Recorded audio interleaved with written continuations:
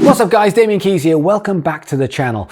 So how much does it cost to make an album nowadays? A very difficult question to answer, especially over the last 15 to 18 months of all these lockdowns, when, let's face it, most people have been making music in their house for free. But realistically, most albums do cost money to make. And over the last couple of decades, we've had stories of Nirvana releasing Bleach for $600. We've also had stories of Guns N' Roses releasing The Chinese Democracy for $13.5 million, both two extremes, I completely understand. But how much should you spend on your next album? And what are the ways that we can actually start to cut those costs so that we can save money and put it into the right areas when we're prioritizing pushing your music to your audience, building your audience, and getting your music heard? So when it comes to recording in a recording studio, I'm sure you'll agree, but time tends to go much faster than it does in the outside world. You look at the clock, you look at the floor, you look back to the clock, and an hour has gone past. What just happened, and why did that happen so fast? It's a weird anomaly that happens in the studio, which means time is most definitely money, and we need to maximize that time in order to save money. What this means is pre-production is key, and the work that you do before you get to the studio in pre-production is absolutely crucial. This means if you're in the rehearsal room when you're doing your writing and your arranging and your pre-production sessions, you are saving money because a good rehearsal room will probably be costing you $20 an hour. Whereas a good recording studio might be costing you $50 an hour, $70, $100, or even more. So time is money, and what we do before we even get to the studio is absolutely crucial. So now we need to choose the right studio, and studios can range in all shapes and sizes and costs, from a couple of $100 a day right the way through to the huge recording studios like, for example, Abbey Road. Abbey Road has got all the history and the tradition, and what an amazing place to record. But do you need to record in Abbey Road? Probably not. You do get an amazing story, you're going to have an amazing experience, but you are going to pay thousands of dollars to record one song in Abbey Road. And most artists, especially up-and-coming artists, don't need to spend that amount of money. So therefore, you're probably looking at a couple of $100, $300, $400, $500 for an 8-hour day in a local, good, solid working studio. Now, if you're recording an album, don't forget, this is going to be potentially 10, 11, 12 tracks. In a studio, that is a lot of days. By the time you've tracked the drums, the bass, the guitar, the keyboards, all the other production, the vocals, you've got the backing vocals, you've got the mix, this could be taking you a few weeks or even a couple of months. So even a studio that's going to cost you $300 a day, that is going to take you 3 or 4 weeks to produce, it's a lot of $1,000. Now your job is to budget for this entire album, knowing that the recording studio is only one part of the entire budget. Like, for example, an engineer. An engineer may well come with the studio, but if you're making a high-end album or a high-end studio, it might not. You might have to bring in an engineer specifically, and they're going to have their own day rate. Now, an engineer is different to a producer. An engineer's job is basically to work the gear. So to make sure you're engineering that album, as opposed to a producer is getting more involved in actually the songwriting / production of that album. They are taking an overview, they're managing the whole process, as opposed to the engineer, who's more of a specialist. Now, you do get engineers who also produce, you get producers who also engineer, but if you're going to have an engineer and a producer, you might be paying a lot more money. Now, depending what producer you use, they might be charging you a couple of $100, they might be charging you $1,000 a day, they might be charging you $5,000 a song, they might even be charging you $20,000 a song. So this is where you need to find the right producer for your budget. Now, this is where pre-production comes in, because if you can do a good enough job in pre-production, then it becomes okay to work with an engineer for you to start to produce it yourself with that engineer and keep those costs down.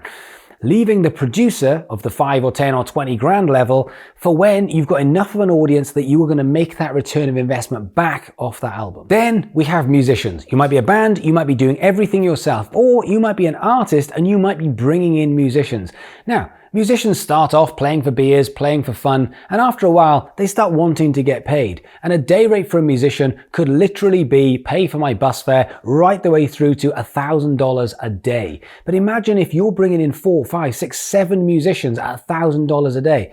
Where does this return of investment start to come back from? So we've got to be clever. How much of this do we need to program, or how many favors can we ask by bringing in the beers, bringing in good musicians? Now, here's a key tip. There are so many good musicians, really strong good musicians, who don't have a lot of studio experience. And when you offer them that studio experience, they will jump at the chance. So you can go and find those best players in the local city, the young players. You can go and find those best players who are at a certain music college and just say, I love your playing. I'd love to get you into the studio. I don't have any money. I'll buy you some beers. I'll do you a favor. But this is good experience for you to get into the studio and have something to record. Now, you might get turned down, but a lot of young musicians who are good players need studio experience, and you need to leverage that. So you've recorded your album, but then it needs a good mix. And of course, the in-house engineer will be happy to mix it for you.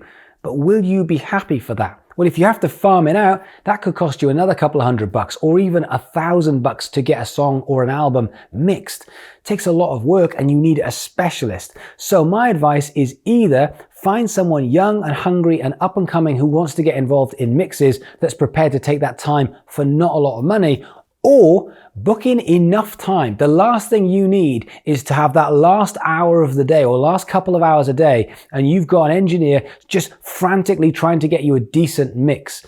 If you need time and you don't have a lot of money, this is where you have to utilize the expense of the studio and the engineer, or even pay them to take it away and finish the job off.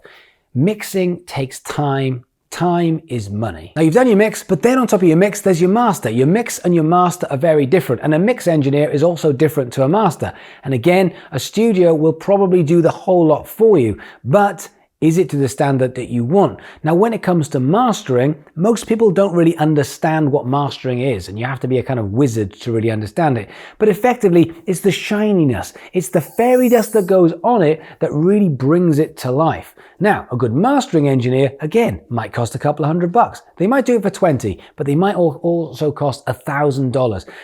Again, you need to find someone that you believe in, or you need to spend time on this. Or the other thing you need to do is you need to think, does it really matter at this stage of our career? And that's up to you, because if you have a spare couple of $100, you always have the priority of, shall we put this into the recording, into the mixing, into the mastering, or the promo? One of these things has to give, and it might have to be the mastering. Right, okay, so we've made the music, we've mixed it, and we've mastered it, and we've certainly spent all of the money, but we've not even started on promo yet. And wait, what about the artwork? We need good artwork. Artwork goes with music. If you remember back in the day when it was vinyl, and you'd have that big piece of vinyl and you'd have like artwork on the front of it, you'd have artwork on the back of it. Sometimes you'd even open it up and have artwork in the middle of it.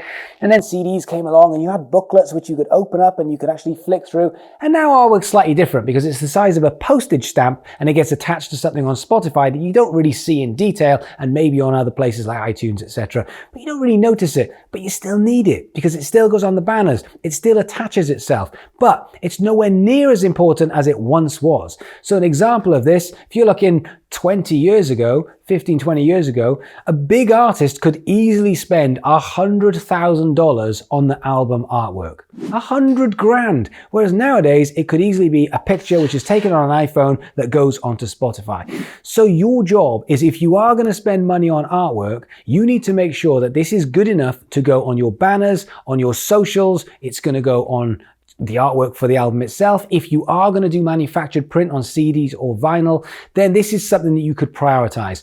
For me, this isn't a place to spend a lot of money. Why? Because we have still got all of the promotion to do for this album, and every penny counts. Now, when you're looking at all of these costs, rehearsal studios for pre-production, engineers, mixing, mastering, studios, musicians, album artwork, it really starts to add up. And your job is to figure out what's the best use of money in order to get your music heard, because that's what this is about. How do we use this music to get heard, to build that audience? Now, bringing more people in, There's plenty of pros. It's fast, they've got experience, they're going to do a good job.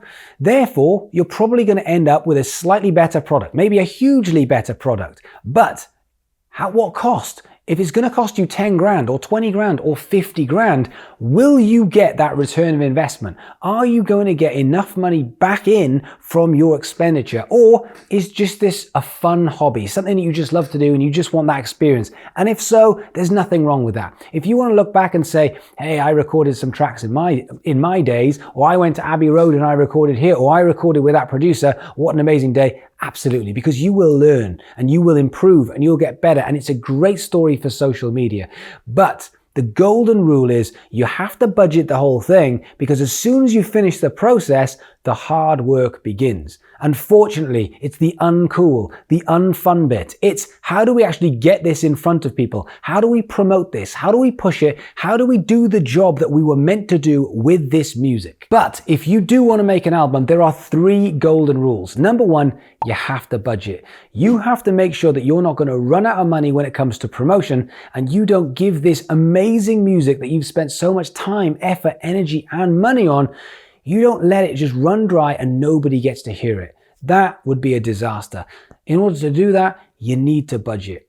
The next thing is you need to practice and prepare before you get into the studio, because that will save you a lot of time. If you spend 3 days in the studio as opposed to a week, obviously it's going to cost you a lot less. If that mix engineer is going, oh, this is much easier, and it only takes them half a day, then again, it's going to cost you less money. All of the preparation done beforehand allows you for a much cheaper album. And lastly, if you are making an album, you need to enjoy the process, because this is not, I made a single, I'll put it out. Now, you're making a library of music. It's going to cost you a bit of money, and it's probably going to take a lot of time and be a labor of love. The last thing you want to do is look back and go, oof, that was a nightmare. Because if you do, you are much better utilizing singles. But if you do want to make an album, make sure you get to the end of it and feel like you've enjoyed the process of it. You brought in musicians because you wanted to. You recorded at that studio because you really felt like it was part of the journey and the story, and you learned something, and it will always be a story that you will tell people. All of these things when it comes to make an album are important. More important, I would say, than just the music itself. And don't forget, once you've recorded it, this is when the hard work starts. Now we've got to get it out to the world. We need millions of people to listen, to watch your videos, to know who you are. This is a big process to make sure that your hard work doesn't go to waste. And if you are promoting music right now, then why not come and check out DK Music Business Academy? DK Music Business Academy is everything you need to understand the music industry, how to build an audience, how to promote your music, how to make sure it doesn't flop and you're going round and round in circles, and you're building the foundations so that you can propel yourself to the success that you want. There's 50 hours worth of courses and strategies to get your music out there. There's also live sessions with me every single week, which I love doing, by the way. And there's the community of like-minded musicians from all over the world who are in the same boat as yourself that you get to bounce off and come up with ideas and collaborate with. Why not come and join me in DKMBA and take your music to the next level? Otherwise, thanks for watching. Hit that like, hit that subscribe, and I'll see you soon.